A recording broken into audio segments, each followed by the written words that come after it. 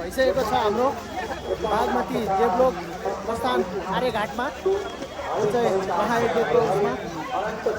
प्रस्थान भइसकेको छ। हेर्न सक्नुहुन्छ आगमन भइसकेको छ। सबैजना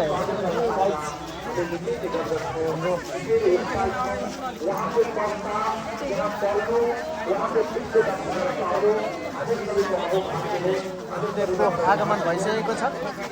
हाम्रो बागमती देवलोक प्रस्थान आर्यघाटमा महायज्ञको प्राङ्गणमा हेर्न सक्नुहुन्छ। जगद्गुरुलाई स्वागत कार्यक्रम भइरहेको छ। मध्य प्रदेशको सान बागमती देवलोक आर्यघाटमा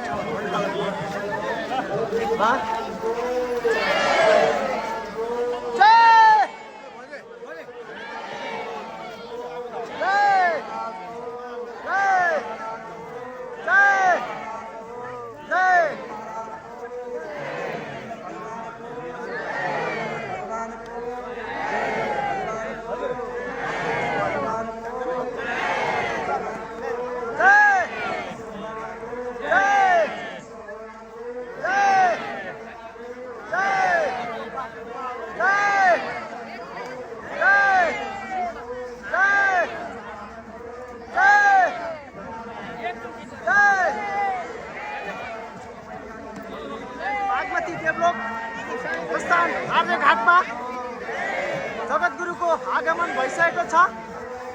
यो मध्य प्रदेशको सान बागमती देवलोक प्रस्थान आर्यघाटमा जगद्गुरुको आगमन भइसकेको छ। आज उहाँको मुखार बिन्दुबाट प्रवचन सुन्नेछौँ। हेर्न सक्नुहुन्छ हाम्रो आर्यघाटको यो दृश्य हेर्न सक्नुहुन्छ। यो मध्य प्रदेशकै सान हो। हेर्न सक्नुहुन्छ बागमती आर्यघाट बागमती देवलोक आर्यघाटमा हाम्रो जगद्गुरुको आगमन भइसकेको छ। हेर्न सक्नुहुन्छ यहाँको दृश्य जगद्गुरुको आगमन भइसकेको छ। आज उहाँको मुखर बिन्दुबाट हामीले प्रवचन सुन्नेछौँ। हेर्न सक्नुहुन्छ गाइज यहाँ हाम्रो प्राङ्गणमा आगमन भइसकेको छ जगद्गुरुको। आज उहाँको मुखार बिन्दुबाट आज प्रवचन सुन्नेछौँ।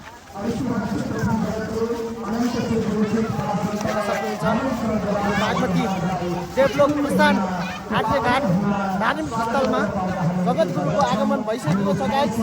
अब यहाँ हामीले धार्मिक स्थल भनेर चिनिने बागमती देवलोक आर्यघाटमा आज उहाँको मुखार बिन्दुबाट सुन्नेछौँ।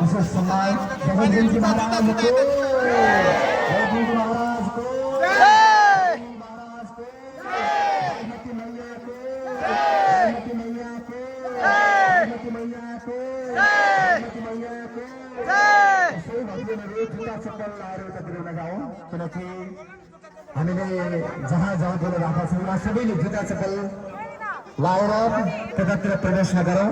किनकि यहाँलाई विशेष अनुरोध छ।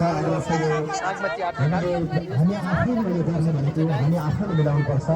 त्यसैले परिवारसँग अनुरोध गर्दछु जुत्ता चप्पल लाएर त नजाउँ। दिव्य दर्शन सबैले पाउँछौँ। सबैले दिव्य दर्शनको अवसर मिलेछ। अहिले बागमतीको दिव्य दर्शनका निम्ति अब हामी किन आएको भन्नु त? प्रस्ताव हुँदैछ। त्यसैले पनि यहाँहरूलाई म अनुरोध गर्दछु आग्रह गर्दछु प्रवचन सुन्न धन्य भएर बस्नु होला। जगद्गुरुको मुखारा बिन्दुबाट हाम्रो विशिष्ट व्यक्तित्व बस्ने ठाउँहरू अहिले यहाँको स्थल दृश्य अवलोकन गर्दै बागमतीको दर्शनका निम्ति स्नानका निम्ति हामी अब जगद्गुरु बिन्दुकोबाट स्थानतर्फ प्रस्थान बागमती देवलोक प्रस्थान आर्यघाट हामी सबैको लागि एउटा मन्दिर सुचारू भइरहेको छ। अब यहाँ जीवनमा यस्ता पल यस्ता घडी यस्ता आर्यघाट पनि हजुरहरूले देख्न छर्लङ्गै देख्न सक्नुहुन्छ। गण्डकी सभ्यताको होस् या कौशिकी सभ्यता परिकीर्तिता अहिले कहिलेसम्म 700 कति अरे खोइ मेयर साहब खोइ 753 गाउँ मध्ये एउटा गाउँपालिका नगरपालिकाको मेयर हुनुहुन्छ। मान्छे कति भयो अब 700 कति भयो 52 मध्ये बाहिर 53 मा त भेटिहाल्यो उहाँ 53 को पर्नुभयो 52 भयो हैन ले अब बाँकी रहे 52 त 1 लाख गाउँ भएको नेपालमा 753 मात्रै भयो कसरी कसले खायो कहाँ गयो त्यो गाउँ तपाईलाई थाहा छ मैले भन्नु पर्दैन सब तपाईले कोकाले खाइसके कहाँ कहाँ बेचिसके सब थाहा छ मैले भन्नै पर्दैन म भन्दा धेरै तपाई राजनीति जान्नुहुन्छ 1 लाख गाउँ भएको देश नेपाल 1 लाख गाउँ भएको देश अनि 753 गाउँमा सीमित भयो एकाले यति विशाल साम्राज्य थियो नेपालको यहाँबाट कामख्यासम्म कन्याकुमारीसम्म यता पश्चिममा कुमाउ गढवाल अझै गए चाहिँ जम्मू काश्मीरको सिमानासम्म विशाल नेपाल थियो तर अब दुर्भाग्य हामी यस्ता नि छित्रान्वेषी नेपालीले के नै गर्छ कहिले राम्रो कुरा गरेको सनद देख्न नसक्ने जात भनेको कुन जात हो पक्का पक्की हो नि राम्रो काम गरेको देख्यो भने त्यसलाई जेल हाल्ने हो कि आज त यो फेसबुक के मोबाइलको फेसबुकमा मन परि भन्छ मन परि होइन कस्तो देश भयो जे पनि भन्न पाइन्छ अर्काको दुखाइमा मलम पट्टी लाउने बानी छैन हामी नेपालीको चर्यो मिलो गरेर खनाइदिने बानी छ खोर्सानी सब नेपाली यहाँ बसेका सबै त्यही ड्याङ्गा हुनुहुन्छ नि अनि नपर्दा मात्रै तपाईँलाई परो भने अगाडि खुच्चिङ मार्छ उहाँ मेयरलाई परो सबैले ताली बजाए अरे यिनै मान्छे हाम्रा मेयर साहब के दामी भन्छ अगाडि बसेर शरम चाहिँ के भन्नु यो नेपाली ठिक्क परो यसलाई पोखरी खनी खनी हिँड्थ्यो ठिक्क परो भने अस्ति यिनैले अहिले मेयर साहब यस्तो त नेपाली कस्तो कस्तो भेडो जातो नेपाली हे भगवान कसैको लागि पनि नहुने म पर बसे पनि सब बुझ्छु नि तपाईँहरूलाई सब बुझिया छु यहाँ कस्ता कता ड्याङ्का मान्छे छन् भन्ने यहाँ मेरा मान्छे यहाँ बसेका मध्ये आधी खर्लप्पै मलाई खबर लाने मान्छे हुन् यहाँ बसेका यहाँको मेयर कस्तो छ यहाँका मान्छे कता छन् यी राणा भाट कस्ता छन् सब लान्छन् खबर देवी भागवतमा पनि नेपालको नाम आएन स्कन्द महापुराणले त 1 लाख गाउँ भएको देश भन्थ्यो नेपाललाई 1 लाख गाउँ भएको हेमराज बाबु ल हेर्नुहोस् तपाईँ त उद्घोषक मान्छे भन्दै गर्नु है कहिले 1 लाख गाउँ छ नेपालमा भन्नु ल अब जो महाभारतमा नेपालको नाम छ कि छैन होला खै बोलेको छ कि छैन होला कसले पढेर थाहा पाउनु भयो भन्नु त उठेर मलाई थाहा छ भनेर मैले भन्छु भनेर मक्ख पर भन्नुभएको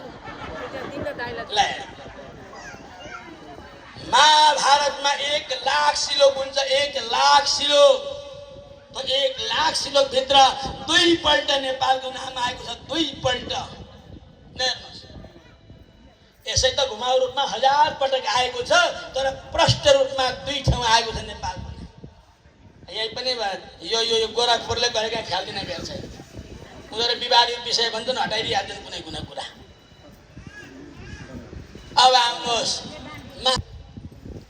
नेपाल विषय एच राजान स्थान बाजेर अवतीर्य ततशैला पूर्वाम दिशम विद्रुतः नेपाल आया है महाभारतमा नेपाल नाम भरेको देशमा दिग्विजय गर्दै गर्दै गर्दै कर्ण नाम भरेका युद्ध आइपुग्नु भयो नेपाललाई पनि जित्नु भयो त्यहाँ नेपालका राजाहरूले दिएको पुरस्कार लिएर पूर्वाम दिशम विद्रुतः पूर्व कामख्यातिर लाग्नु भयो अरे महाभारत कालमा पनि मेरो देशको नाम वेदव्यासले 16 अक्षरमा लेखेर जानुभयो नेपाल आमाको नेपाल माताको नेपाल जननीको महाभारत कालमा त मेरो नेपाल रहेछ त्यहाँ अगाडि थियो कि थिएन जाउँ रामायण कालमा